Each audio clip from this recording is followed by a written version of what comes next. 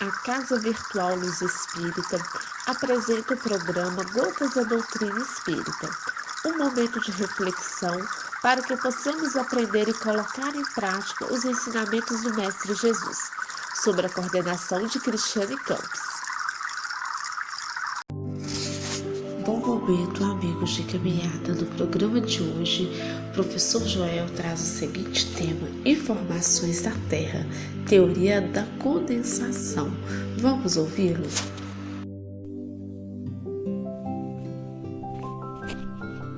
Preciso é que digamos,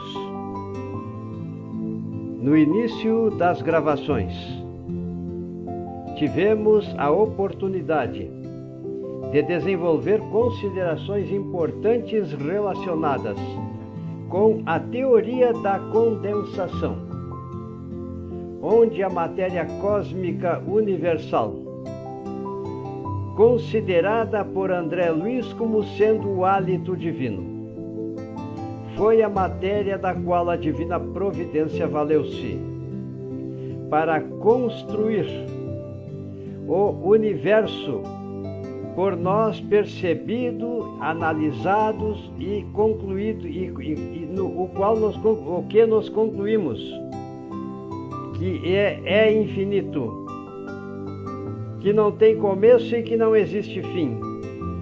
E a mente divina, que é Deus, abrange a totalidade deste universo infinito.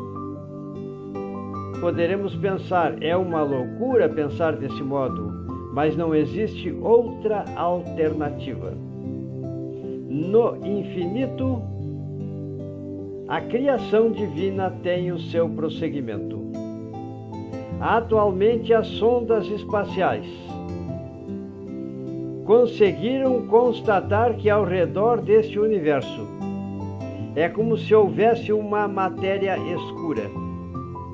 É a presença do fluido cósmico universal, onde não cessou nunca a criação divina, para constituir aquilo que Cristo definiu muito bem.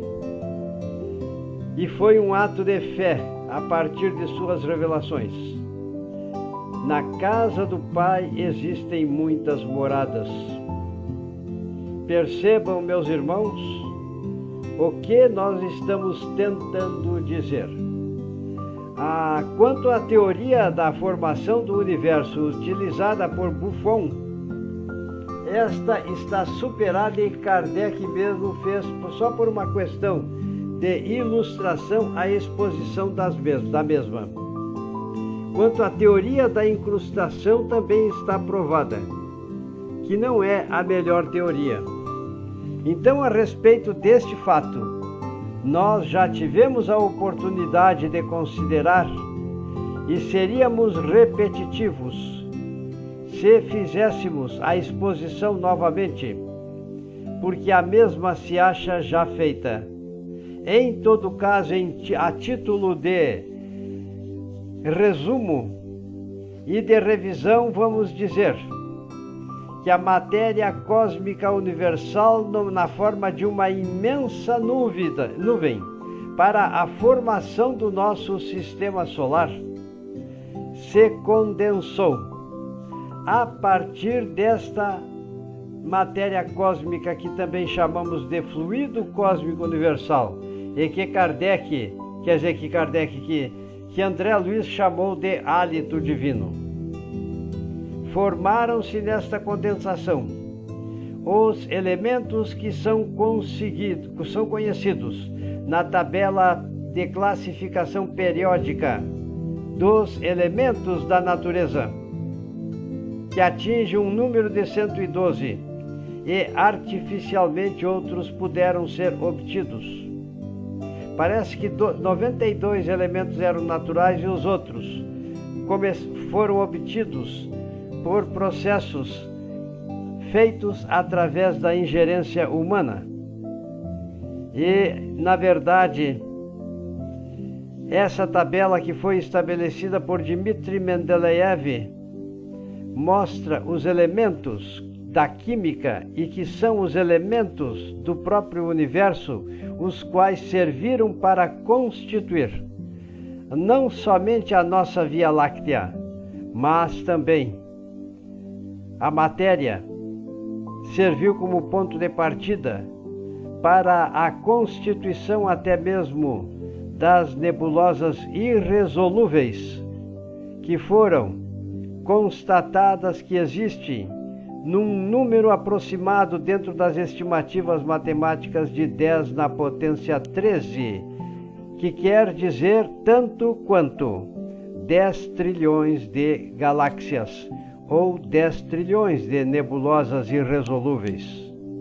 Porque cada nebulosa irresolúvel constatada no universo nada mais é do que uma outra galáxia, algumas delas até maiores do que a nossa.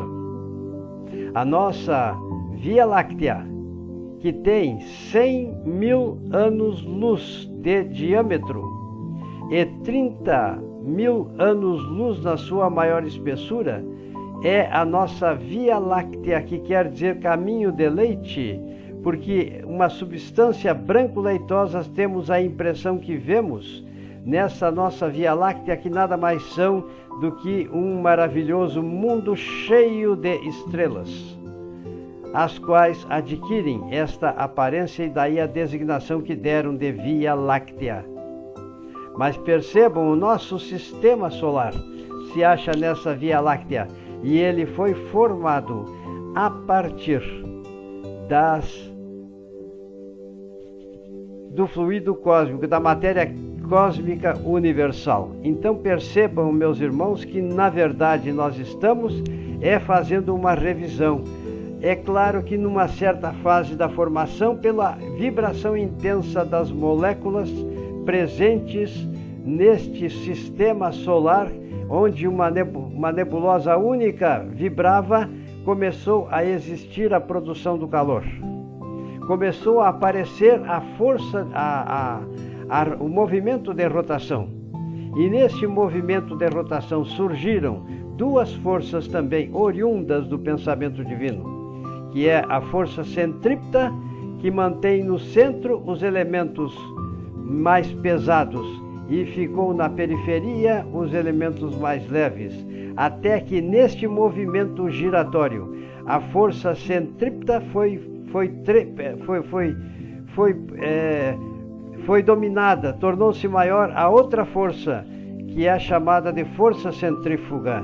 E esta força centrífuga, então, criou o desprendimento de blocos incandescentes, providos da temperatura que tinha o nosso Sol, que também está demonstrado na atualidade, que na sua superfície é cerca de 6.000 graus centígrados, mas no centro deste Sol a temperatura é de cerca de 20 milhões de graus centígrados. Percebam bem, então a ciência está avançando e cada vez mais nós vamos conseguindo ter esclarecimentos a respeito destes fatos.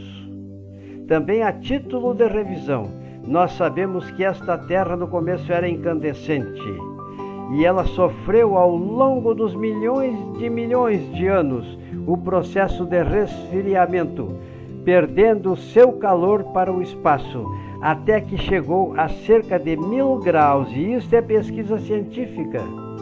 Temos que aceitar esta verdade, embora estes dados não constem na Gênese, nas predições e nos milagres, mas na sua superfície, quando a temperatura chegou a 1000 graus, já iniciou-se a solidificação da crosta terrestre. E quando a temperatura na superfície da Terra atingiu 750 graus centígrados, já existia uma crosta com uma espessura, calcularam os cientistas, de cerca de 9.650 metros. Mas depois da precipitação das chuvas, durante 60.000 anos, é outro fato comprovado pela ciência. Aproximadamente, é claro que a gente fala em termos de estimativa, aconteceu o resfriamento da Terra, até que a temperatura ambiental adquiriu as características que hoje nós estamos ainda vivenciando. Então é preciso que consideremos tudo isto para percebermos que a presença das condições para o surgimento da vida na Terra levou muito tempo, que na natureza não existem saltos em termos de criação, e nós nos desprendemos definitivamente da interpretação tomada ao pé da letra, que eram simbólicas, mas serviu para a humanidade no passado. Hoje para nós servem as verdades cósmicas com as quais o homem, dentro da doutrina do Consolador prometido, vai descobrindo cada vez mais. É claro que a contribuição da ciência, que traz para nós estes conhecimentos que são de origem divina e que eles aprenderam também com o seu trabalho, nada mais são do que enviados pela divina providência para que o homem pudesse, na Terra, em seu trajeto evolutivo, crescer em inteligência para adquirir as condições necessárias para que ele pudesse evoluir, não só no campo do bem, do desenvolvimento e manifestação das virtudes, mas também para afinizar-se cada vez mais com a inteligência suprema, a causa primária de todas as coisas.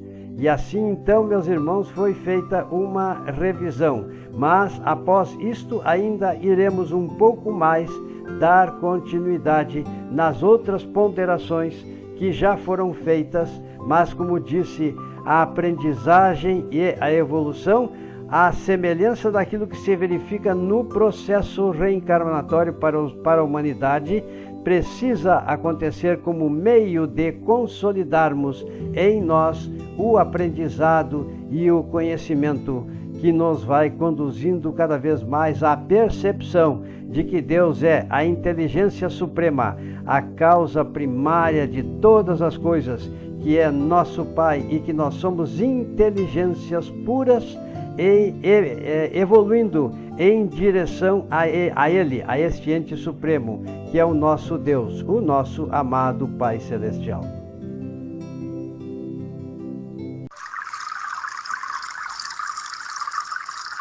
O programa Gotas da Doutrina Espírita foi uma produção da Casa Virtual Luz Espírita e sua equipe. Acesse www.cavile.com.br.